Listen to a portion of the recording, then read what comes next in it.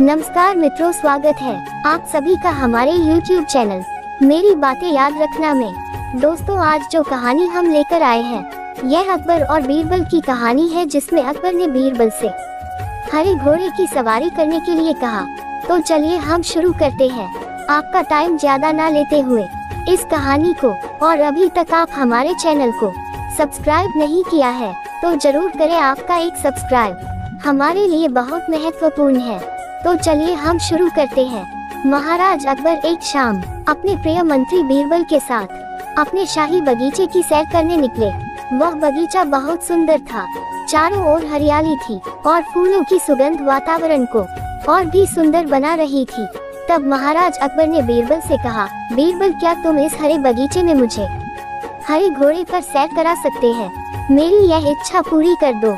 आपको 7 दिन की मोहलत मैं देता हूँ। इतने दिनों में मेरे लिए हरा घोड़ा ढूंढ कर लाओ। अगर ऐसा नहीं कर सके तो मुझे अपना चेहरा मत दिखाना। घोड़े की खोज में बीरबल निकल पड़े। राजा और बीरबल दोनों जानते थे कि दुनिया में आज तक कोई हरे रंग का घोड़ा नहीं हुआ था, लेकिन राजा चाहते थे कि बीरबल किसी बात में हार मान ले, इसलिए उन्होंने बीरबल को यह आदेश दिया।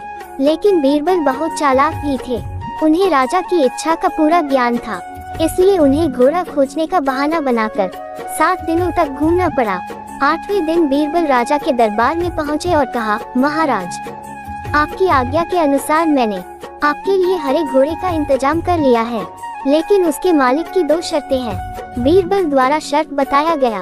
अकबर को राजा ने दोनों शर्तों के बारे में उत्सुकता से पूछा। पहली शर्त ये है कि उस हरे घोड़े को लाने के लिए आपको स्वयं जाना होगा। बीरबल ने कहा।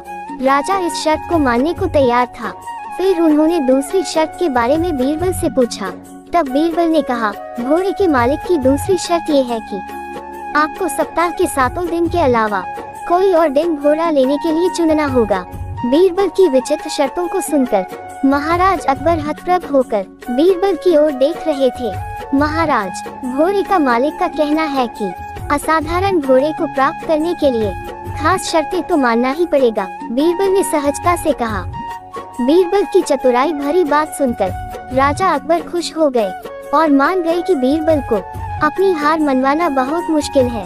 ये कहानी हमें बताती है कि सही बुद्धि और समझ से नामुमकिन लगने वाले काम भी आसानी से किया जा सकता है।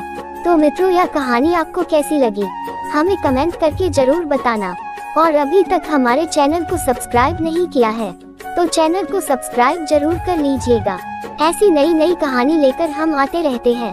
मिलते हैं अगली कहानी में, तब तक के लिए आप सभी को धन्यवाद।